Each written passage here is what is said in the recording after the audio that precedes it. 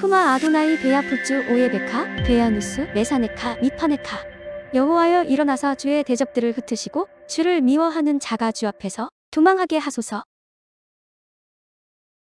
샬롬 생각하는 성경 홀리아미입니다. 오늘의 말씀은 에서와 화해한 야곱과 야곱의 그 다음 여정에 대한 말씀입니다.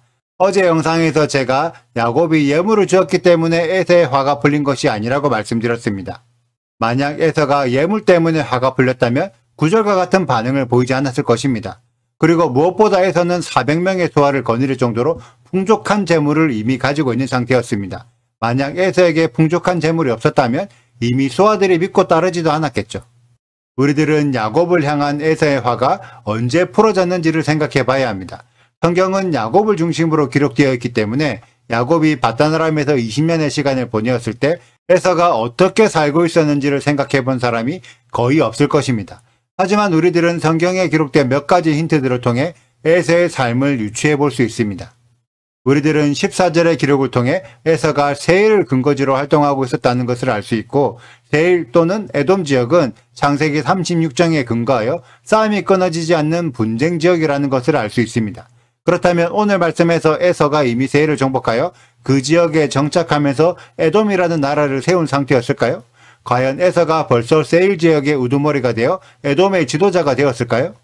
창세기 35장에서 이삭이 죽고 이삭의 장례를 에서와 야곱이 함께 장사 지냈는데, 그때 에서는 36장 6절을 근거로 한동안 가나안 땅에서 야곱과 함께 지냈었다는 것을 알 수 있습니다. 만약 에서가 진작 에돔에 정착하여 자리 잡았었다면 에돔의 모든 소유가 있어서 이삭의 장사만 지내고 다시 에돔으로 되돌아갔을 것입니다. 하지만 이 시점에 에서가 잠시 가나안 땅에 머물고 있었다는 것은 아직 에돔을 차지한 시기가 아니었다는 의미입니다. 왜냐하면 이삭을 장사 지낼 때 에서의 모든 소유, 모든 가족들과 소아들까지 가나안 땅에 다 함께 있었기 때문입니다. 그렇다면 에서는 왜 야곱에게 400명의 소아들과 함께 왔을까요? 그것은 아직까지 에서가 세일에 정착하지 못했기 때문입니다. 그러니 당연히 자신에게 속한 모든 사람들을 다 데리고 다녀야 하는 거죠. 마치 야곱이 아직까지 가나안 땅에 정착하지 못하여 자신의 모든 가족들을 다 끌고 다녔던 것처럼요. 세일은 싸움이 끊어지지 않는 분쟁 지역이었기 때문에 무리의 인원수가 적으면 에서조차도 세일의 다른 부족들의 공격을 받을 수 있으니 원래부터 자신의 벼거리들을 다 끌고 다녔던 것입니다. 그럼 에서의 화는 언제 풀어졌을까요? 에서는 처음에는 모든 잘못이 야곱에게 있었다고 생각했지만 결국 이삭이 야곱을 축복하고 에서에게 저주했던 이유가 자신이 이방 여자와 결혼해서 그렇다는 것을 알게 되어 다시 이스마엘의 딸과 결혼하였고, 그러면서 모든 잘못이 야곱에게만 있는 것이 아니라 자신의 잘못도 함께 있다는 것을 깨닫게 되었습니다. 그래서 시간이 지날수록 야곱에 대한 분노가 사그러지고 자신의 행동을 되돌아보게 된 거죠. 그렇기 때문에 에서는 처음부터 야곱을 죽이기 위해 400명을 거느리고 온 것이 아니었을 가능성이 매우 높습니다. 그저 우리들이 잘못 해석하고 있을 뿐이죠. 그리고 이어지는 내용은 야곱의 다음 여정에 대한 말씀입니다. 오늘의 말씀을 그냥 읽으면 무슨 의도인지 파악하기가 어렵기 때문에 지도를 참고하여 이해하면 좋습니다. 야곱은 마하나임에서 하나님께 전락을 받은 후 브니엘로 이동하여 에서를 만났습니다.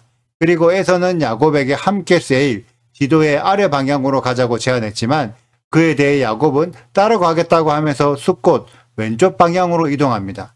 저는 야곱이 숫곳, 가나안 땅 입구에서 더 왼쪽에 있는 세겜으로 갈지 아래쪽에 있는 세일로 갈지 집을 지으며 한동안 고민하고 있었다고 생각합니다.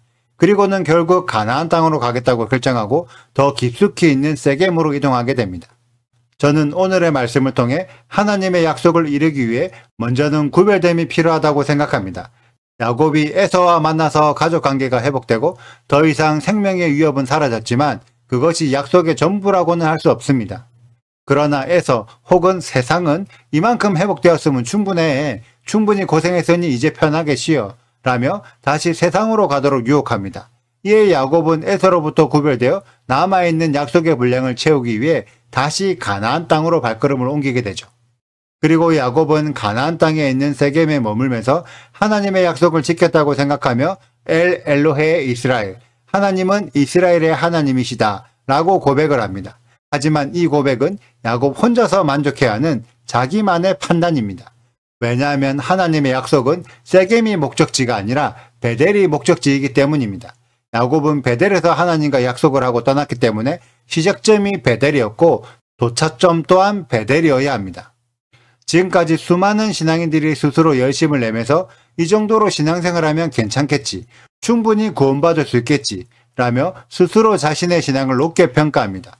그런데 정작 신앙의 평가 기준이 성경적인 잣대가 아니라 자기 개인적인 판단입니다. 우리가 샬라우, 보내다의 관점으로 생각해보면 보냄받은 자의 평가는 보내신 자의 기준에 합당해야 합니다. 우리가 성경을 먼저 믿었습니까? 예수아를 먼저 믿었습니까? 우리들에게 성경이 없었다면 예수아가 누구지도 몰랐을 것입니다. 예수아 이름을 먼저 들어보았어도 성경이 없었다면 예수아가 어떤 구원자인지도 몰랐을 것입니다. 그래서 우리들이 성경을 통해 믿음을 가졌다면 성경이 우리들의 신앙 목적지가 되어야 합니다. 그런데 수많은 사람들이 목적지인 베델, 성경까지 가지 못하고 그 전에 있는 숫꽃과 세겜, 예수와 성령에 머물러 있습니다. 하지만 그것은 언약의 완성이 아니죠. 먼저는 세상 속에서 유혹을 이기고 구별되어야 하고 그 다음은 성경을 목적지로 긴 신앙의 여정을 회복하여 하나님의 언약을 완전히 이루어내어야 합니다. 그러한 홀리함의 가족들이 되시길 축복합니다. 오늘의 영상은 여기까지입니다. 오늘의 말씀 읽으시고 질문 있으시다면 언제든지 댓글로 남겨주세요. 오늘도 감사합니다. 샬롬! 그때의 여종들이 그의 자식들과 더불어 나아 절하고 레아도 그의 자식들과 더불어 나아 절하고 그 후에 요셉이 라헬과 더불어 나아 절하니 에서가 또 이르되 내가 만난 바 이 모든 때는 무슨 까닭이냐? 야곱이 이르되 내 주께 은혜를 입으려 함이니이다. 에서가 이르되 내 동생아 내게 있는 것이 족하니 내 소유는 내게 두라. 야곱이 이르되 그렇지 아니하니이다. 내가 형님의 눈앞에서 은혜를 입었사오면 청하건대 내 손에서 이 예물을 받으소서. 내가 형님의 얼굴을 배운즉 하나님의 얼굴을 본 것 같사오며 형님도 나를 기뻐하심이니이다. 하나님이 내게 은혜를 베푸셨고 내 소유도 족하오니 청하건대 내가 형님께 드리는 예물을 받으소서 하고 그에게 강권함에 받으니라. 에서가 이르되 우리가 떠나자. 내가 너와 동행하리라. 야곱이 그에게 이르되 내 주도 아시거니와 자식들은 연약하고 내게 있는 양떼와 소가 새끼를 데리고 있은즉 하루만 지나치게 몰면 모든 떼가 죽으리니 청하건대 내 주는 종보다 앞서 가소서. 나는 앞에 가는 가축과 자식들의 걸음대로 천천히 인도하여 세일로 가서 내 주께 나아가리이다. 에서가 이르되 내가 내 종 몇 사람을 내게 머물게 하리라. 야곱이 이르되 어찌하여 그리하리이까? 나로 내 주께 은혜를 얻게 하소서 하매 이날에 에서는 세일로 돌아가고 야곱은 숫곳에 이르러 자기를 위하여 집을 짓고 그의 가축을 위하여 우릿간을 지었으므로 그 땅 이름을 숫곳이라 부르더라. 야곱이 밧단 아람에서부터 평안히 가나안 땅 세겜 성읍에 이르러 그 성읍 앞에 장막을 치고 그가 장막을 친 밭을 세겜의 아버지 하몰의 아들들의 손에서 베크시타에 샀으며 거기에 제단을 쌓고 그 이름을 에엘로헤 이스라엘이라 불렀더라. 구독과 좋아요를 눌러주세요. 그리고 알림 설정도 해주시고요. 사랑과 관심 부탁드려요. 슈바 아도나이 리베보트 알레페 이스라엘 여호와여 이스라엘 천만인에게로 돌아오소서.